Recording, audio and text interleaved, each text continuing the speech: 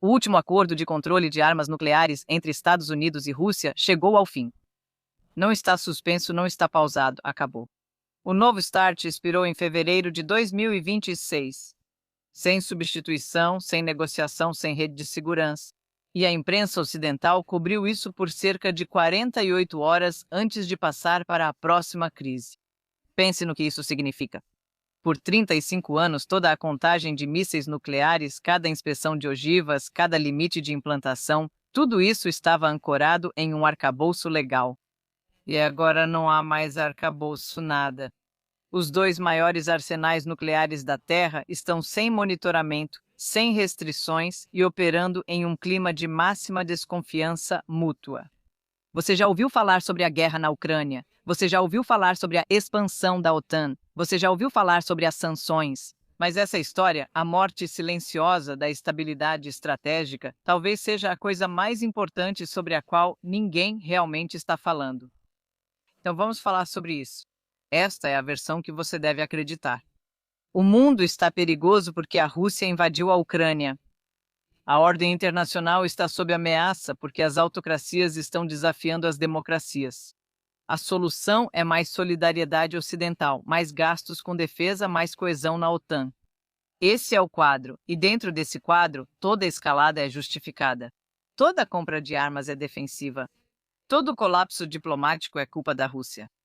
Mas todo enquadramento tem limites. E logo além dele, outra coisa aparece. Os Estados Unidos se recusaram a adotar uma restrição nuclear voluntária após o fim do novo START. Parou de contabilizar 41 bombardeiros B-52 e 56 lançadores Trident II dentro dos limites do tratado. Negou visitas a inspetores russos e agora autoridades de alto escalão em Washington estão discutindo abertamente a retomada dos testes nucleares, algo que o mundo não faz desde 1992. Então olhe para o Pacífico. O AUKUS está transferindo tecnologia de submarinos movidos à energia nuclear para a Austrália, uma medida que abre uma porta que o Tratado de Não Proliferação foi criado para manter fechada para sempre. O Japão e a Coreia do Sul, ambos anteriormente não nucleares, estão negociando o envio de armas nucleares americanas em seus territórios. Guam, as Ilhas Marshall, Diego Garcia, uma cadeia de bases dos Estados Unidos que se estende pelo Indo-Pacífico, estão sendo modernizadas para operações de ataque de longo alcance. Arco por arco, os Estados Unidos estão construindo uma arquitetura nuclear de 4 vias, apontada simultaneamente para a China e a Rússia. Moscou e Pequim têm um nome para isso: infraestrutura de primeiro ataque, disfarçada como gestão de alianças. O Ocidente não deixou o controle de armas por considerá-lo irrelevante. Ele abandonou o controle de armas por se tornar inconveniente.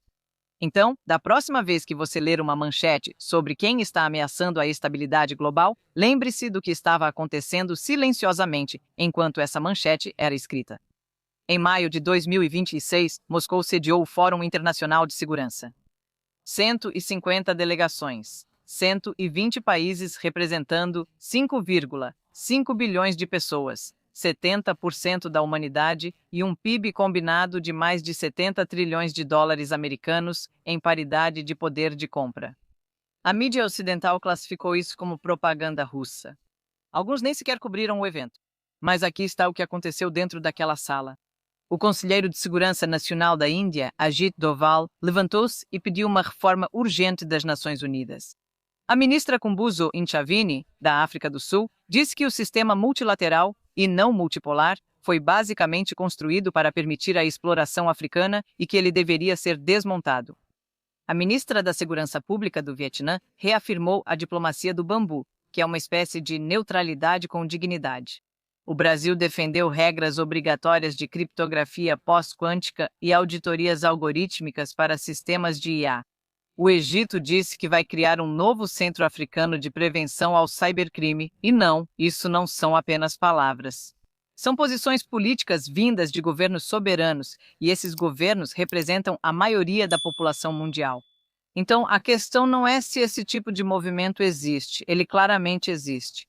A questão real é o que está sendo construído por trás de tanto barulho.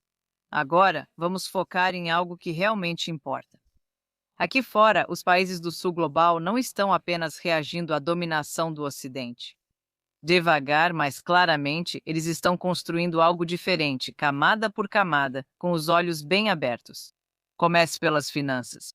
As nações do BRICS representam 50 trilhões de dólares americanos em PIB nominal e 70 trilhões em paridade de poder de compra. Esse bloco não pode ser subjugado com sanções, e eles sabem. A aplicação repetida da guerra econômica ensinou a essas nações uma única lição: dependência é vulnerabilidade. Por isso, estão criando rotas comerciais, cadeias logísticas e parcerias energéticas alternativas para reduzir pontos de estrangulamento sob influência ocidental. Agora vamos para a soberania digital. A Convenção das Nações Unidas contra o Cybercrime, a Convenção de Hanoi, foi assinada por 75 países até o final de 2025. A Rússia propôs seu sistema de satélites de órbita baixa como alternativa ao Starlink para países do sul global. O Brasil está liderando na criptografia pós-quântica. A arquitetura da internet global, que tem funcionado com infraestrutura e regras ocidentais desde o seu início, está sendo discretamente duplicada. Agora vamos para a defesa?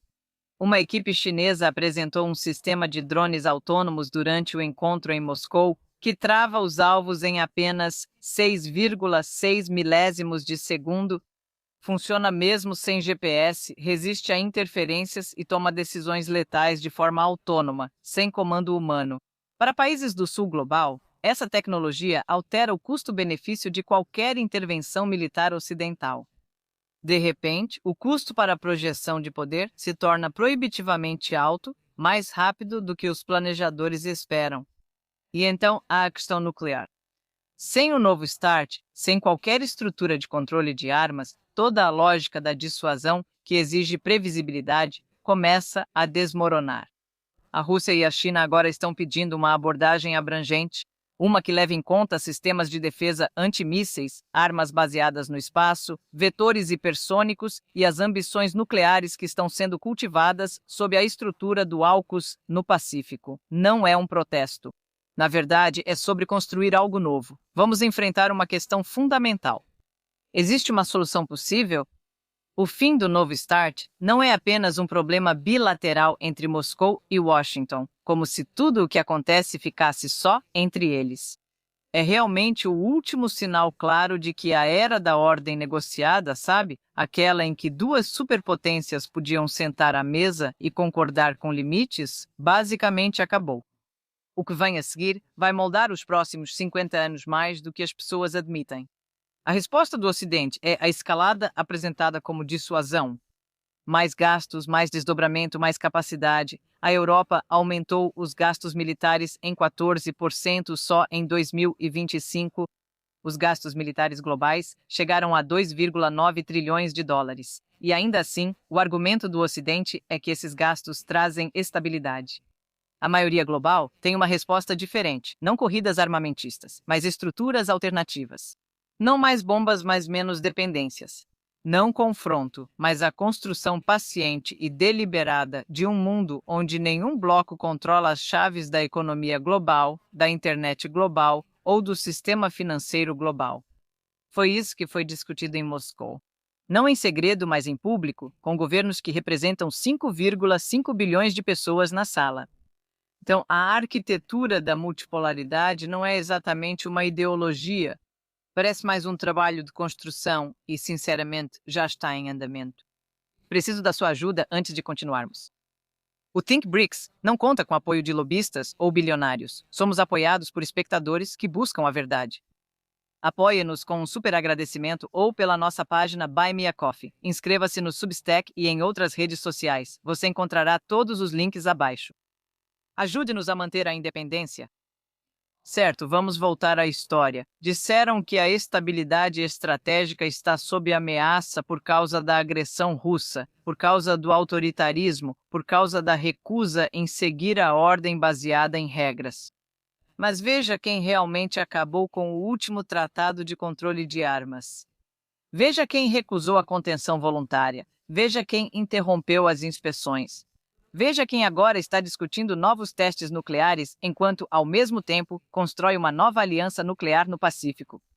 A ordem baseada em regras sempre significou uma coisa: Regras escritas pelo Ocidente, baseadas nos interesses ocidentais, aplicadas quando conveniente e abandonadas quando não são. A maioria global não está rejeitando as regras. Em vez disso, está rejeitando a assimetria, a ideia de que a soberania é um privilégio concedido por Washington e não um direito exercido pelas nações. A estabilidade estratégica no Velho Mundo era administrada por duas potências, negociando em segredo e depois anunciando limites para todos os outros. A estabilidade estratégica no Novo Mundo, se for construída, terá que ser negociada por muitos, pelos 120 países em Moscou, pelas civilizações que não estavam à mesa em 1945, quando a arquitetura atual foi desenhada. Essa é a verdadeira história, não é a Ucrânia, nem as cúpulas da OTAN, nem o comunicado do G7. A verdadeira história é que 70% da humanidade decidiu, em 2026, que não vai mais esperar permissão para moldar o mundo em que vive. A Guerra Fria terminou com uma superpotência de pé. A era multipolar começa com todos de pé. A questão não é mais se o mundo vai mudar. A questão é se as instituições criadas para impedir essa mudança conseguem sobreviver ao peso de suas próprias contradições. Pense nisso da próxima vez que ler uma manchete sobre segurança global. Obrigada por assistir.